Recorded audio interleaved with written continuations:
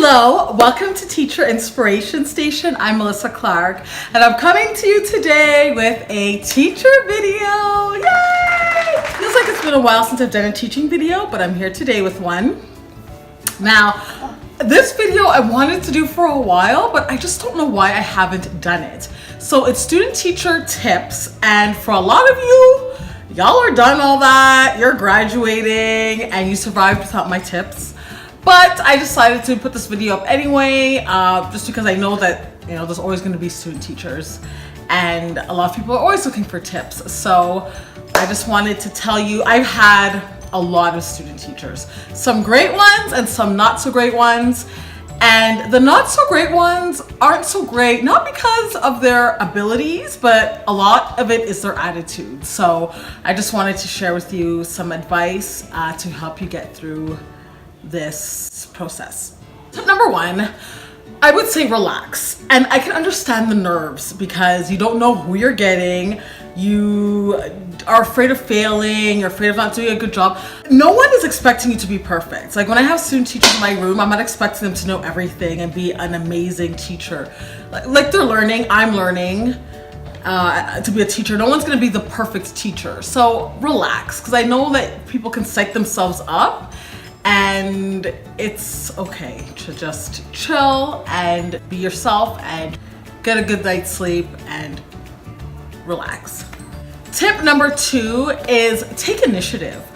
After the first couple of days when you're in the classroom, you're getting to know the teacher, you're getting to know the students, you're getting to know the routines. But after a while, there's certain things that you know that the teacher does every day, and don't be afraid to do it. So if you know every day the teacher changes the date on the board, just do that for her or him. If you know every day the teacher lays out books for the kids to read, just do it. I remember when I had my placement in a grade 1 classroom, the one day, my teacher, she was out for lunch, and I just did check their homework because I know that was a task that the teacher did every day. And so the teacher comes back and it was prep and she says, "Oh, we gotta check the homework." And I said, "Done." She said, "You checked it already?" I said, "Yeah, I did it already. Done." So, and she was so impressed. So I know there's a fear of stepping on people's toes and, but you know what the teacher does on a daily basis. Just step right in there and just do it. Just take the initiative and do it. And if you're not sure of something, you can ask, what is it because my student teacher, my last student teacher that I had, in the beginning, students say they read a book. And so my teacher was asking, "Is it okay if I read with the kids? Is there something else you want me to do during that time?" I said, "No, it's fine. Read with the kids. Do that, So sometimes if you're not sure, you can ask. But a lot of times the teachers will just let you know what they would like you to do if it's something different or unique to that day. Tip number 3, don't be lazy. And I'm including this because there are some lazy student teachers out there.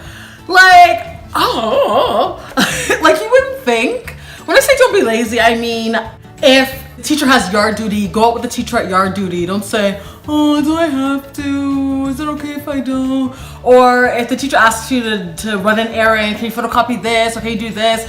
Be enthusiastic and energetic, I'm so lucky that majority of the student teachers I've had, they've been so willing to help, so enthusiastic. "Yes, I'll do that. Yes." I'm not gonna work them to the bone, but they just have this zest, and they're just fresh. They haven't been tainted by other teachers or the education system or anything. They're just fresh and ready to change the world, and I love that. Don't be the person who's not like that. And tell them, have your lesson plans done and ready ahead of time. Don't skip out on that or say, "Is it okay if I don't do that?" Just do what you're supposed to do and do it with some enthusiasm, and it goes a long way. Don't be lazy. Do your work. Tip number 4, take constructive criticism. The teacher is there, your host teacher is there to guide you and to teach you. And no, this person doesn't have all the answers, but when they're watching you and observing you interact with the students or watching you with lessons, they are going to, or they should tell you what you're doing well and some things that you need to work on. And in this profession, and every profession really, you should be able to take the criticism and not be defensive or act like you know more, because they're there to help you. So don't take it personally. Everybody, like even me, like whenever I'm like being observed by the principal or whatever, I have to be able to take constructive criticism. Use it as a tool to help you improve, not as someone trying to bash you or put you down, because it's for the most part, it's not about that. It's just giving you tools to help you get better. So just take it, accept it, and use that information that you're given to change. So if the teacher's saying, you know, you need to cut your lessons, they're a little too long, kids are on the carpet too long, you need to take their lead, they're getting fidgety, then change it for next time. Actually take the advice that you're given and apply it to your future lessons. So don't just listen to it, but also learn from it and put it into practice, the advice that you're given. Tip number 5, don't complain. I remember like when I was in teachers college, there was this guy that we were all, like a few of us in the same school, and he was complaining about everything. He wanted a kindergarten class, he didn't get kindergarten, he got grade 2, and he's going on, I want kindergarten, I wanted kindergarten. And then I had grade 1, and they actually switched us, and they gave him the grade 1 and gave me the grade 2, and I actually really liked the teacher that I was with, but I had to switch to another teacher who, she was okay, but I didn't like her teaching style as much as I liked the original teacher I had. And then but he's like, oh, it's still not kindergarten, I wanted kindergarten. And so like they actually accommodated him and actually ended up giving him kindergarten. I don't know what the issue was before. Maybe the kindergarten teachers didn't want a student teacher, but eventually he did get it, and I was switched back to my grade 1 class. But I remember the teacher saying to me, you know, he needs to chill, because like people look at that, like principals look at that, your attitude and how you are. Like one day you may be running the school, one day you may be principal and, you know, running the show, running how things are, but you're not there right now. So you need to just relax and don't complain about little things and just come in and kind of like shake things up. Just, you know, do what you're supposed to do, go with the flow and be flexible, which is, that's something that we have to be as teachers, be flexible. And yeah, don't complain. Tip number 6, do not bash others. Now you may have your host teacher, they might tell you things about the principal, they might gossip to you about other teachers. Don't join in the conversation, just smile and nod, or just go, oh really, oh okay. But I wouldn't contribute to the conversation and join in with the gossip, because you don't know, like these people could go back and say, oh, my student teacher said this, and you don't want your name out there as someone who's a gossip. Just be professional, even if your host teacher is not professional with you. Yeah, don't bash the principal, don't start bashing parents or students or other teachers. Just be positive.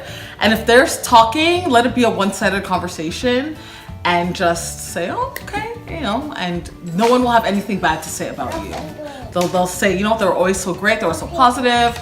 And yeah, you don't want to be caught up in the politics of the workplace. Like, you don't have time for that. You're there to learn, and you're there to get your credit so you can graduate, and you don't want to get mixed up in all of that. So just stay out of it, my advice. Tip number 7, at the end of your placement, if you enjoyed your placement and you're grateful for the experience, let your host teacher know, let the students know. You can make a handwritten card for your host teacher. You can donate a book to the classroom. Give something to show your appreciation. And like, you don't have to buy a gift. Like, you don't have to spend money. Like, a thoughtful written note, it goes a long way. And those are notes that I keep, and I look back at it and I go, oh, that's so sweet. Oh, you know, I've had some teachers give me gift cards too, and that's nice. But a nice, thoughtfully written card goes a long way.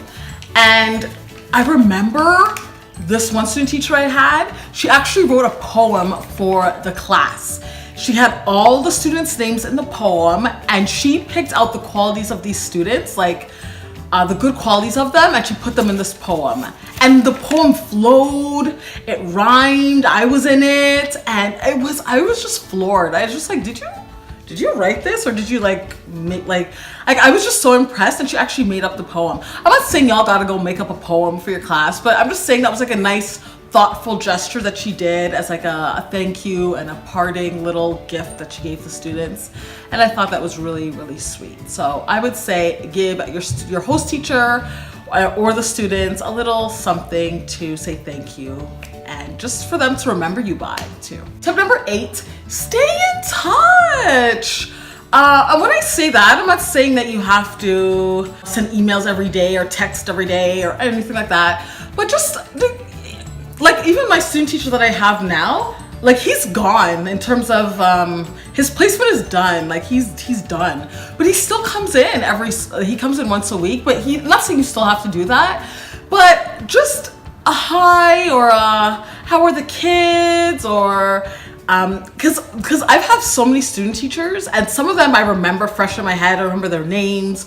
We had a good thing going, and then some of them are kind of fuzzy in the back of my head. Sorry, I just spit. Some of them are kind of fuzzy in the back of my head. Like I remember the name, I don't remember the face, I don't really remember them. It's been a long time, and you know, I feel like the ones who stay in touch, like I remember them more. And you never know, like you're gonna need a reference at some point, and it's nice to stay fresh in the host teacher's mind. Like, oh yeah, I remember you, and you're still in touch. And it depends on the relationship too. Like, I understand some relationships aren't the greatest, and it's like, okay, I'm done, bye, and you don't want anything to do with them. But some people you really did enjoy the experience, so just pop in with an email every so often saying hi. And that's it. Those are all my tips. I'm sure I have more, but that's it for now. If there's a part 2, if I can think of more for a part 2, I will do it. But what are your tips, teachers? What are your tips for student teachers? Leave it in the comments below. And yeah, if you like this video, give it a thumbs up, and do not forget to subscribe. I'll see you all in my next video. Bye.